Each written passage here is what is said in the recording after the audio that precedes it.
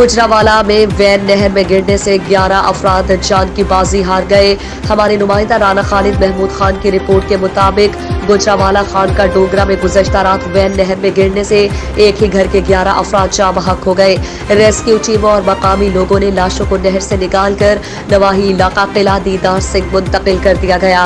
एक ही खानदान के 11 अफराद की मैयतें घर पहुंचने पर इलाके में कोहराम मच गया और हर आंख कश्कबार थी।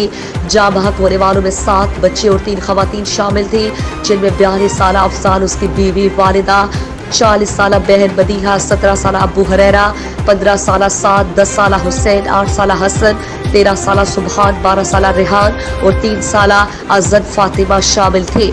जाँ बहक होने वालों में 7 किला दीदार सिंह और 4 हाफिजाबाद रोड के रिहायशी थे, जो अपने अजीजों से मिलने किला दीदार सिंह से खानका डोगरा जा रहे थे। जाँ बहक होने वाले तमाम अफराद की नमाज जनाजा 10 बजे मकामी कब्रिस्तान में अदा कर दी गई।